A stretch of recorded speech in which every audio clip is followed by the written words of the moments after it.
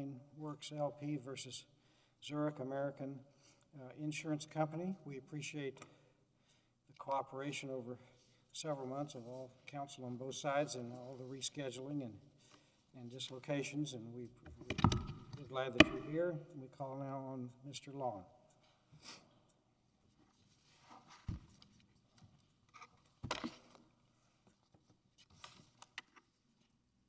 Good afternoon. I'm Pete Laun from Jones Day in Dallas, representing Maxim Crane. We appreciate the opportunity for oral argument today in person and in what we hope will be a sustainable recovery from COVID. 18 months ago, I could barely say Zoom, and now I use it as a verb, so it's momentous for all of us to be here in person. We appreciate it. The central question in this appeal is whether the term employee in the exception to the Texas Anti-Indemnity Act's prohibition on additional insured coverage and indemnification should be construed narrowly so as to apply to a co-employee or relationship or broadly. The Texas legislature was crystal clear under the Texas Anti-Indemnity Act that indemnification by a party, the indemnitor, for an injury to that party's employees is allowed. An indemnitor can indemnify a party for that party's own negligence as long as the injury is to the indemnifying party's employee, and it can also provide additional insured coverage. We submit there's no reason why that should not apply in the context of a co-employee, which is what this situation involves. Zurich's argument relies on a narrow reading of the term employee in the Anti-Indemnity Act. It requires the court, we say, to ignore the statutory history or legislative history of the statute, which allows broad coverage, broad indemnification, and additional insured coverage for third-party overactions by employees of the indemnifying party. So your position is that the word employee has to be read, understood, and construed the same way in the Workers' Compensation Act as in the Anti-Indemnity Act? Not precisely, Your Honor. What we say is that when you look at the purpose behind TIA, which was to allow broad coverage for third-party indemnity, for third-party overactions, that employee and co-employee are functionally identical. There's no cross-reference in the Anti-Indemnity Act to the Texas Workers' Compensation Act, so I'm not sure trying to parse definitions out of that act particularly bring more clarity, but rather we think that the intent behind the Anti-Indemnity Act, which allows a very broad exception for indemnification for employee claims, should also apply to co-employee claims. I'll start with briefly a couple minutes on the facts in the underlying case. I'll turn to the issues on Zurich's side of the appeal, standing very briefly. I'll then turn to the TIA, the Texas Anti-Indemnity Act, principally briefed by Maxim, and then I'll turn briefly to the certification questions, obviously subject to the court's desires as to what I cover. The underlying case is both complex and simple. It involved a construction project in Houston. Skanska was the general contractor and Burkle its subcontractor. We really know the underlying facts. I've been looking at those for many months, so you can go ahead and move to your legal argument. Not a problem. The key part about the legal relationship there, as the court knows, is that there was what's a workers' compensation CSIP, a contractor-controlled insurance program that covered all employees, all contractors, all subcontractors, and all employees. The effect of that is that each employer, each contractor and subcontractor was immune for tort claims as if it was the employer of any of the employees of any of the other construction parties. And we think that's key to set the stage here because the Lee versus Burkle decision involved a co-employee. Are you going to be talking about the standing issue? Yes. Okay. We'll generally, in terms of standing, we're generally content to stand on our briefs. But a couple. You certainly don't waive anything that's in your briefs, so that's fine. But if you want to talk about it, you can. Zurich frames it as an issue of standing, but we would say that's really a straightforward argument of statutory interpretation, of contract interpretation. Zurich is correct that Maxim assigned to its subrogation rights for amounts that were reimbursable. That is an amount that has not yet been paid by Maxim, but would eventually be paid by Maxim to Zurich. But if one thinks about subrogation, the principle behind subrogation, Hornbook law, is that a party is subrogated for a loss that it has actually paid. In this particular circumstance, because Zurich had a $3 million deductible in its policy issued to Maxim, Zurich didn't actually sustain that loss. And so there's no reason under the contract, nor is there any reason under subrogation law for Zurich to have the sole right to pursue a loss it actually didn't sustain. And so this has to be Maxim's right. Maxim is, in fact, the party that suffered the loss, and it should have the right to claim against Zurich in this case. It's also complicated in this case sort of uniquely by the fact that Zurich is on both sides of this transaction. Zurich is both Maxim's CGL insurer and, of course, is Burkle's insurer under the OSIP or the CSIP. Counsel, suppose you lose on the standing argument. Does that change the district court's judgment in any way? Does it change the district court's? I'm sorry, I didn't hear the end of the question. Sorry, does it change the district court's judgment in any way? I think if we lose on standing, what means is we simply can't proceed here. We would simply affirm the district court's judgment. That's my understanding. Would it in any way lessen Maxim's rights or increase Zurich's rights if you lost on standing? It would certainly lessen Maxim's rights. How so? Because we wouldn't get a determination on the merits of the issue other than that by the district court, which we claim was in error. So, but we would simply affirm the district court's judgment that you lose, right?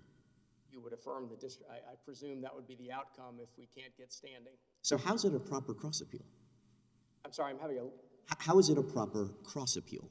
If it doesn't do anything to change the district court's judgment, how is your friend on the other side's cross-appeal properly before us? Well, I think what they argue is that we didn't have the right to bring this case against him in the first place under the contract. We don't think it's a proper cross-appeal, but that's up for the court to determine. Well, you didn't file a motion to dismiss it, did you? We did not. We argued the merits of it, which is what we thought was proper at the time to do. Okay.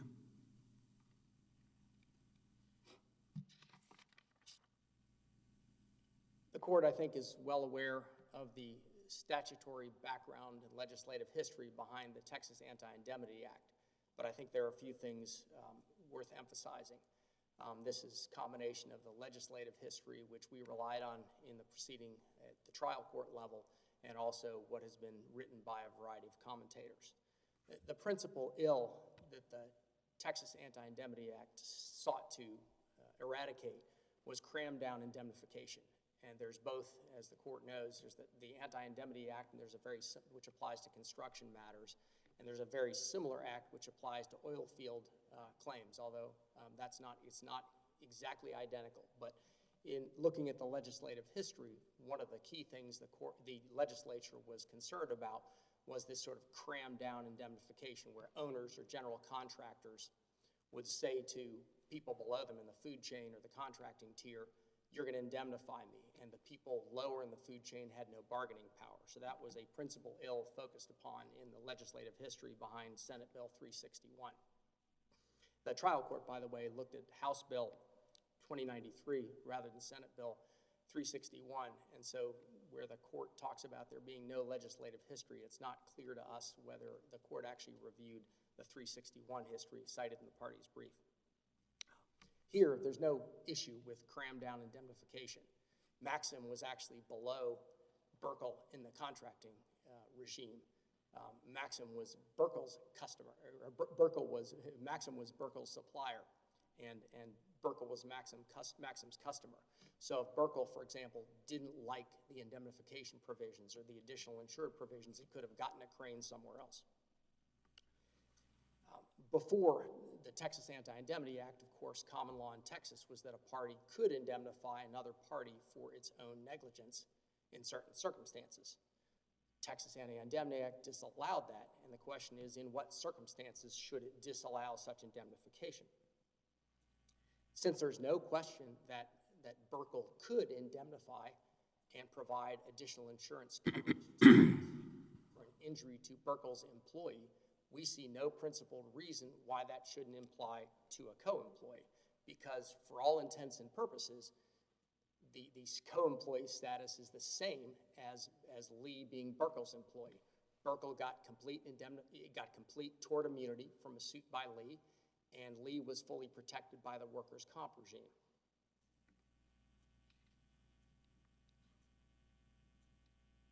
I assume there's no dispute that the indemnitor here is Burkle. Yes. For purposes of this text. Yes. Okay, so the only way you can prevail on this argument is if Lee is somehow the employee of Burkle.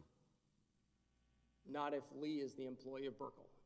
We say that when one construes the word employee in the employee exception to the Anti-Indemnity Act, that employee should be construed synonymously as co-employee.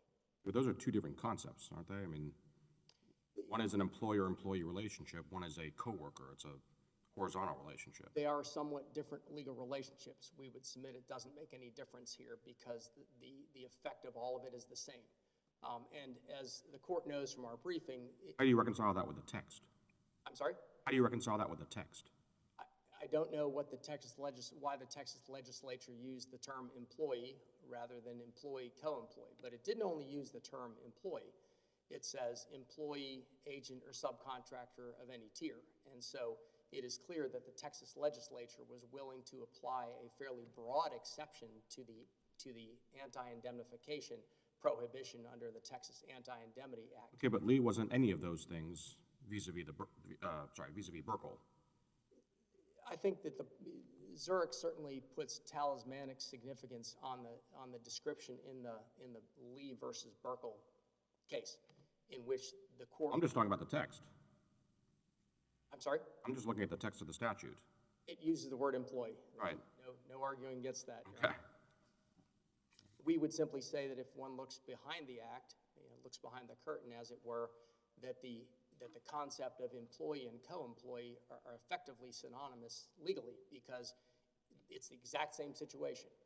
The employer receives immunity from a claim by its employee under the OSIP situation or CSIP situation here, and it receives the exact same indemnity because Lee was deemed to be its co-employee. So it's the same situation.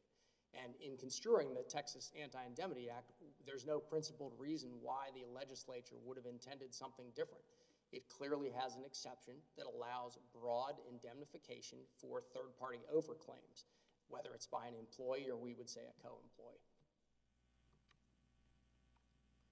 And I think this leads to one other difference between the parties, which is how the parties think this court or another court, the Texas Supreme Court, should construe the statute.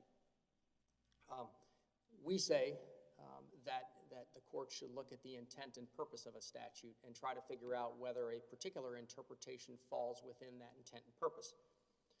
Zurich says that essentially the court should just mechanically look at the word and try to figure out what that word means.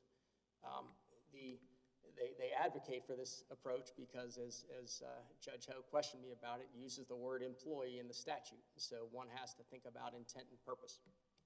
Well, of course, as you well know, over the last 30 years or so, that has been the trend on this court as well as nationally, to look more at the language instead of trying to figure out what the legislature had in mind, especially in Texas, where there's not a lot of legislative history that can be consulted, even if we thought that was proper. I understand that. And unlike many other states, in Texas, there's actually guidance, as Your Honor is well aware, as to what courts are supposed to do when they're interpreting legislation. And Texas does not apply a sort of don't look at the man behind the curtain, just read the word approach. There's specific legislation in Texas, and that's the Texas Government Code, Section 312.005, which states, a court shall diligently attempt to ascertain legislative intent and shall consider at all times the old law, the evil, and the remedy.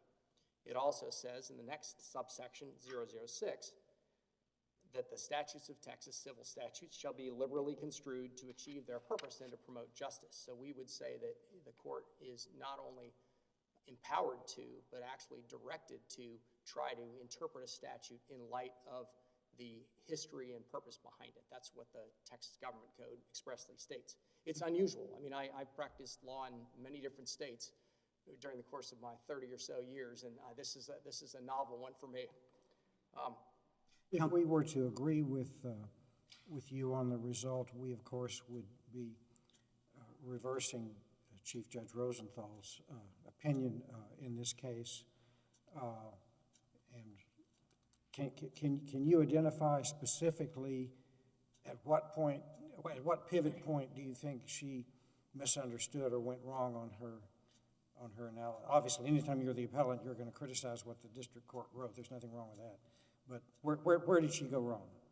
Having appeared in front of Judge Rosenthal, I wouldn't exactly be prone to criticizing her, but where I think she turned a corner and went the wrong way is construing the word employee very narrowly and not really focusing, as we say that this court or the Texas Supreme Court or she should have, in what the evil is that that statute's trying to prevent. As I've said, there's a very broad exception to the bar on indemnification and additional insurance. It says employees, it says agents, it says employees of subcontractors. We think co-employee falls generally within that list of things that the legislature was not intending to prevent indemnification for. Counsel, when you filed this brief, which I guess is now almost over a year and a half ago, October of 2019, you have a string cite on page 20 that lists the 5 cases that have discussed the TAIA in any context. You say none of them talk about the employee exemption. Have there been anything subsequent? We updated our research, not surprisingly, and certainly on this issue there's nothing, and shockingly there's very little interpretation or case law under this statute, which is... Because the thing that's striking to me is that 3 of these that you have listed here are federal court cases, they're not state court cases. One of them is the Burkle case from the 14th Court involving this dispute, and the other is a San Antonio Court of Appeals decision from 2018 with no petition history. So there's virtually nothing from the Texas courts. I guess it is like affirmatively nothing from the Texas courts on the employee exemption. We agree, and that's why we think this is an appropriate matter for certification to the Texas Supreme Court. It's not that this court can't. This court is more than competent of construing Texas statutes. I know I'm standing in front of 3 Texas lawyers, but we think that's exactly why this should go to the Texas Supreme Court, because one of the factors in Chevin or the other certification cases is whether there's a paucity of authority, and therefore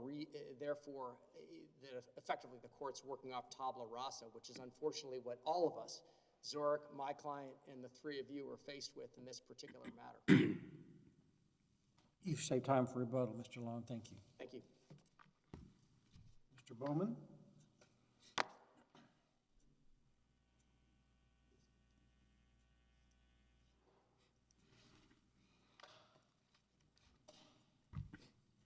May it please the court. My name is Zach Bowman, and I'm here for Zurich American Insurance Company. I share Mr. Laun's sentiments, appreciating being here in person. My first Fifth Circuit argument happened to be a Zoom argument, and while that was exciting, this is even more so, so I appreciate it, and it's a privilege to be here. I want to start by making it clear what I think this court's already aware of in looking at the text, is that the Texas Supreme Court has been clear time and again that with any statutory question, we look to the plain text of the statute. And the truest manifestation of what lawmakers intended is what they enacted. We adhere to this and enforce the plain language of the statute as written unless it's ambiguous or would produce absurd results. And I haven't heard any argument today regarding how our construction of the employee exception produces any kind of absurd result.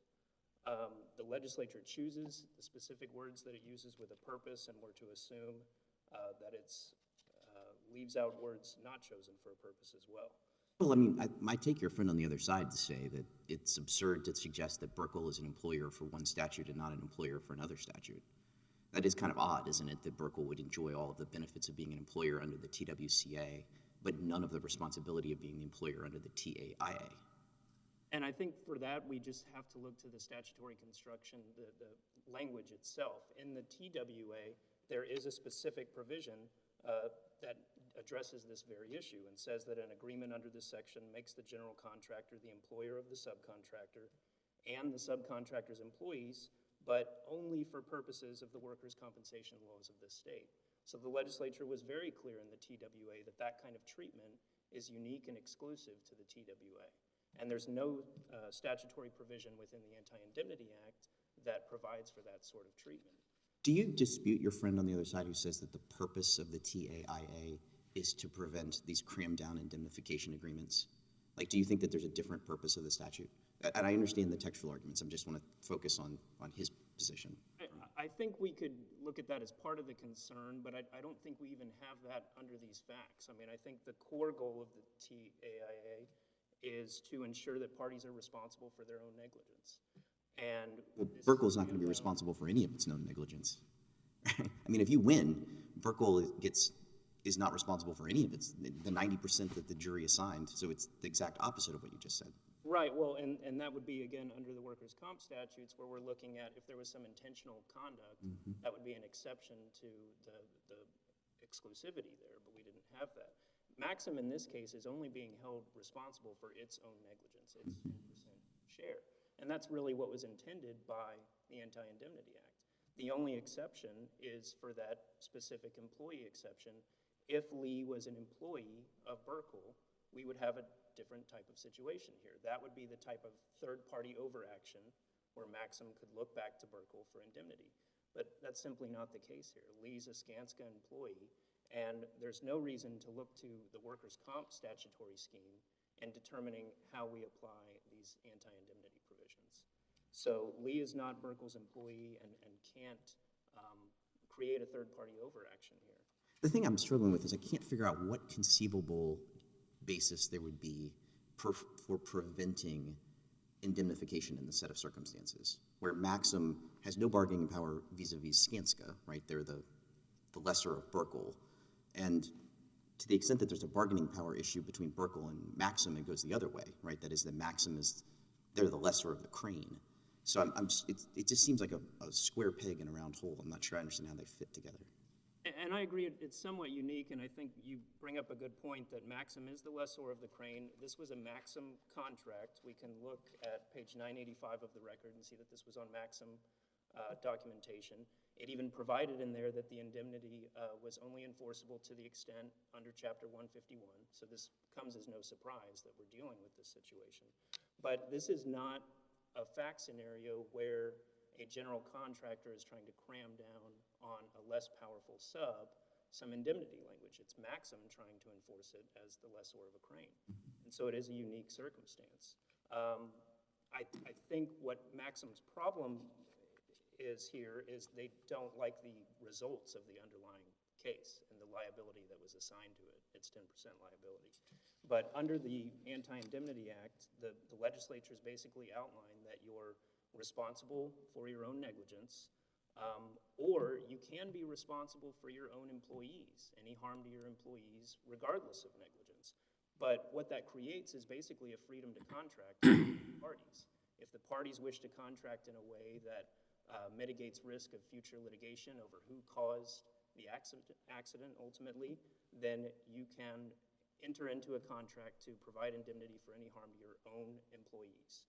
But that's just simply not what happened here. And Maxim may take issue with that, but what Maxim's real problem is what it contracted. It's trying to revisit the underlying circumstances of the contract with Burkle, and this simply isn't the proper venue to do that. If Maxim had contracted with Skanska, it would be a different story. If Maxim had become part of the CSIP program, expressly as part of its contract, that would be a different story as well. But under the facts of this case, the legislature is very clear that it's only injury or death of an employee of the indemnitor, its agent, or its subcontractor. So someone within that indemnitor's control. There's no allegation here that Lee was somehow within Burkle's control. And so I know they've submitted to the court a chart outlining the relationship between the parties. And so I do want to address the Austin Bridge case where they did find co-employers, co-employees could be interchangeable terms under that context.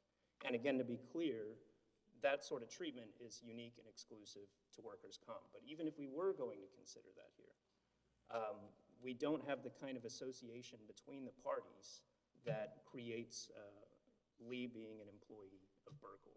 The Austin Bridge case, we outlined a different chart on page 35 of our brief where it was completely straight vertical privity between those parties. Everybody had signed on to the CSIP.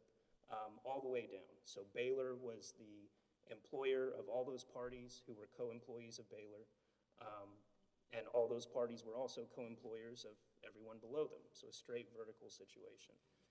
That's not the facts that we have here, and I think Judge Rosenthal pointed that out perfectly, that the associations between the parties are critical, and we don't have the sort of facts that would support treating Lee as Burkle's employee, even if we did look at workers' comp. With regards to the standing issue, I wanted to also direct us to the policy language on that, and again, Counsel, before we get to that, and I want to hear the standing argument, but before we do it, can you help me understand how this is a proper cross-appeal?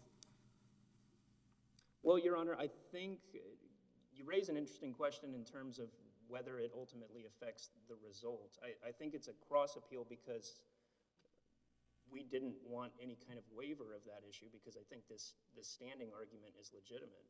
I think what's interesting about this case is the enforceability of the indemnity provision somewhat kind of works its way into the standing argument. They've made waiver arguments that Zurich somehow waived this exclusive assigned right by not pursuing it. And we've briefed that that would have been a frivolous claim, and that's why it was not pursued.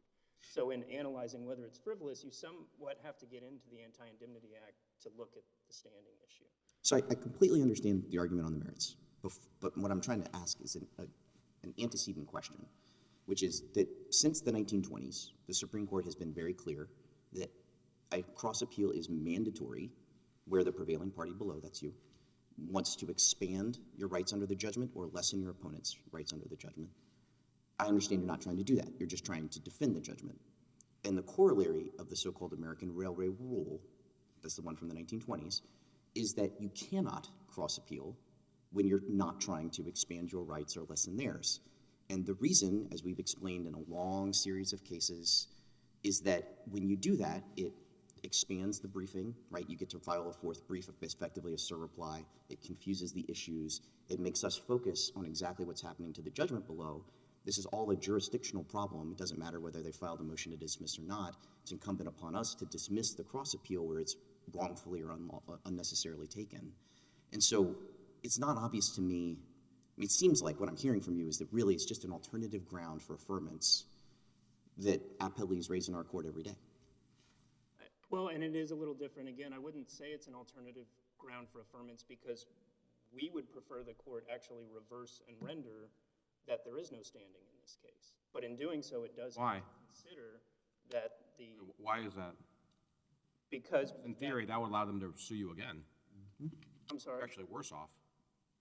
We'd be worse off because, well, I'm sorry, I didn't... They could sue you again. I don't see how they'd sue us again. Well, practically speaking, they may not be able to, but if you win a mere standing win, then all they have to do is find another vehicle where they do have standing. Whereas a merits win is res judicata. I agree with you there, but I... Why do you prefer a standing win?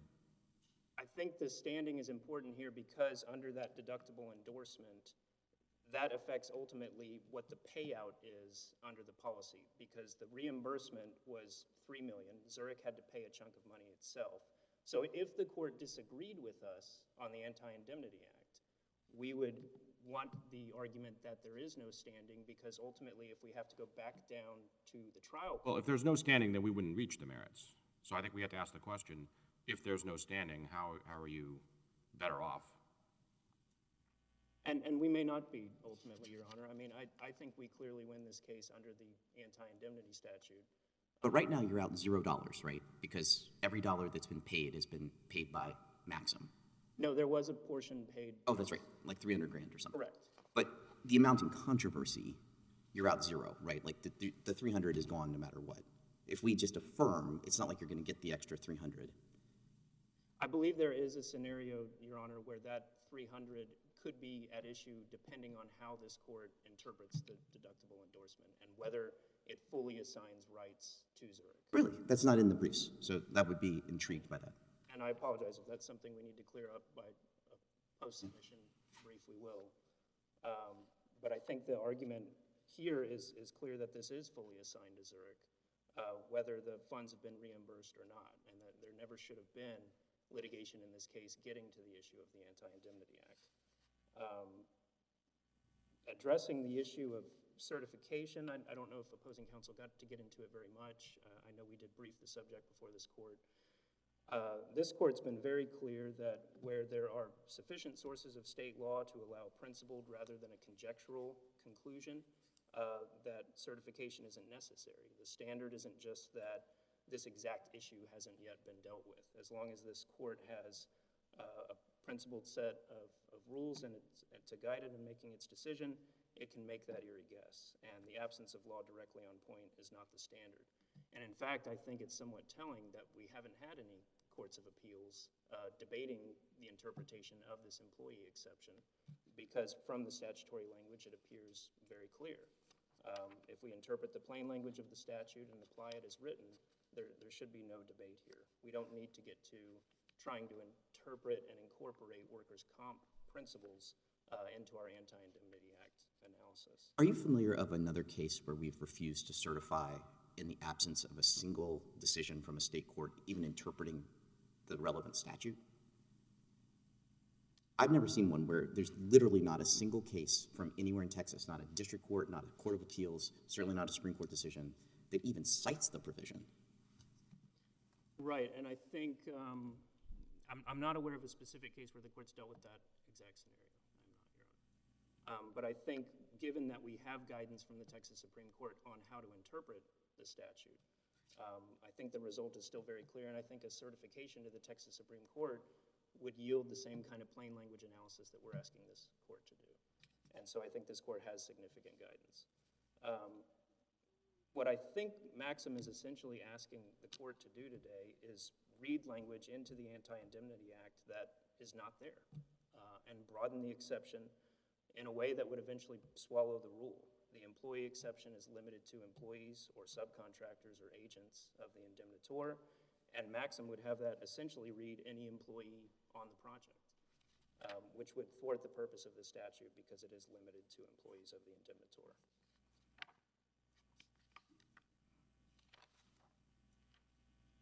So if the court doesn't have any further questions, we would ask the court to reverse and render as to the standing issue, but affirm the lower court's decision on the Anti-Indemnity Act as it relates to the standing issue. Thank you, Mr. Alternatively, to affirm simply on the Anti-Indemnity Act. Thank you, Mr. Bowman. Thank you, Your Honor. Mr. Laun, you save time for rebuttal.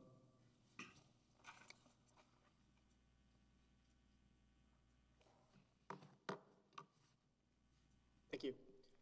It's somewhat telling that when Zurich argues the Anti-Indemnity Act, it velcros itself to the term employee and says that no one should look past that word to figure out what anybody meant. And then its own policy, when the word reimbursable occurs, Zurich ignores the rest of its policy, which talks about things that are either reimbursable or reimbursed. And that's why we think the standing argument itself goes absolutely nowhere, because it's violently opposed to the actual literal construction of Zurich's own policy. And so we think the standing argument goes nowhere. As for certification, Judge Oldham asked a really good question, which is, really with an embedded question. What should a court do when there's no authority whatsoever to give it guidance on a statute that we would say ultimately is of critical importance? I mean, I both do insurance coverage work and I'm a construction lawyer, and I can tell you that this contracting regime in Texas is alive and well.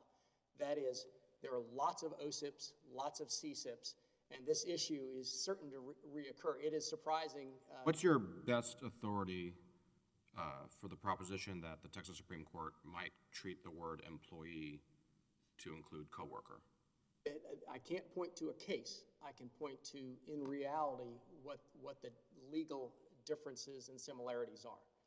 The court, the Texas legislature had no problem whatsoever granting or allowing indemnification and accordingly insurance coverage or additional insured coverage for injuries to employees, agents, and subcontractors of any tier.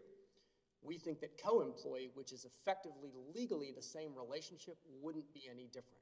That's what I don't understand. How is co-employee similar to employee? They seem totally different to me. In this case, I tell an employee what to do. I don't. Because as a matter of workers' comp protection, they're identical. So what happened in the underlying case? Mr. Lee, the employee of the general contractor, was injured by the actions of a supervisor at Burkle.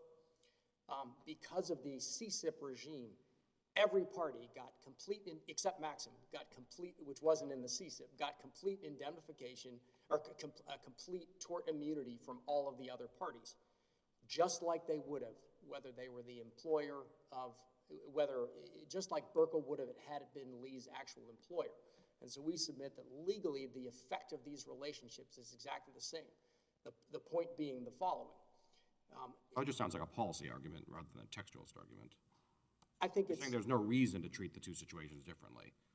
I think it But is. they are different situations. Right, we agree. I mean, the word employee appears in the statute. The question really is, should a Texas court, would the legislature view employee or co-employee any different? It would not, in our view, it would not. It would view them exactly the same.